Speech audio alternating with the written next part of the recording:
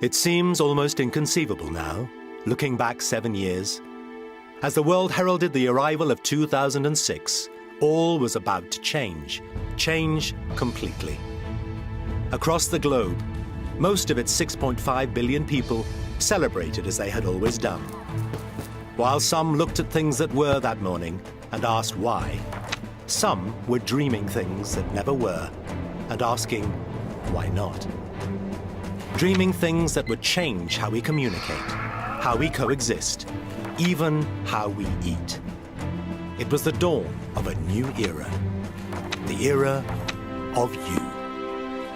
President George Bush dreamed of a United States freed from Middle Eastern oil imports by diverting corn from food to ethanol. A little-known platform called YouTube was voted Invention of the Year 2006. Was Jack Dorsey aware that his experiments with the use of short text messages would result in a revolution? Steve Jobs, who had for years struggled to make everything that went before obsolete and was now struggling with his own human obsolescence, had only just begun to dream. In sequencing the genome for a bargain basement price of $2 million, James Watson was about to create a revolution in our understanding of how the food we eat affects the way we live. For the first time in history, Time magazine voted a collective as Person of the Year. You. And look what you have done in those 7 years. Exploiting technologies that did not exist in 2006, an African American has been sworn in as President of the United States for a second term. Over 1 billion people every month share their daily experiences using Facebook. Twitter has become the preferred method of communication of everyone, from popes to politicians. Nutrigenomics has allowed you to improve the health of our animals by targeting the genes involved in growth, disease prevention, and even meat quality. Some dreams had a more predictable ending. The inevitable doubling of corn prices would drive up the price of beer in Germany, tortillas in Mexico, become a major contributing factor to the Arab Spring, and add a staggering $41 billion to the costs of turkey and broiler producers in the US alone. The collective you have created some amazing changes, and you have more to do.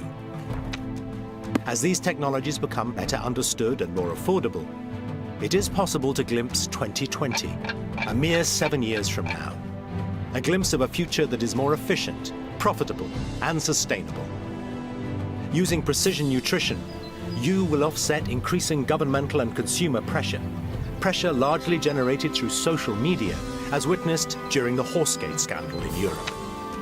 You will control greenhouse gas emissions by monitoring them in real time and adjusting feed accordingly, thereby avoiding the introduction of on-farm carbon taxes.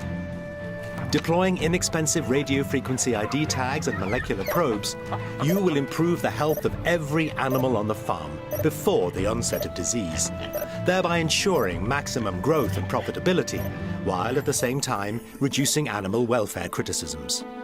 Utilizing existing GPS technology with nearly infrared spectrometers, you will measure the nutrient content of feed, not in the mill, but as it comes off the field. And better still, next season, you will apply natural nutrient technologies, not fertilizers, exactly where needed to ensure maximum output. You will square the circle in aquaculture too. By replacing expensive fish meal with algae as the primary source of DHA, aquaculture will be recognized as an efficient source of protein for human consumption, which does not require massive inputs of that most limited of the Earth's resources, fresh water. You will reduce antibiotic usage. Natural bioactives will become the norm across the industry, with customized enzyme cocktails for improving digestion, animal performance, and health. In 2020, there will be 7.7 billion people to be fed. Right now, agribusiness must dream of revolutionary things that never were and ask, why not? And the giants of this revolution? Well, you.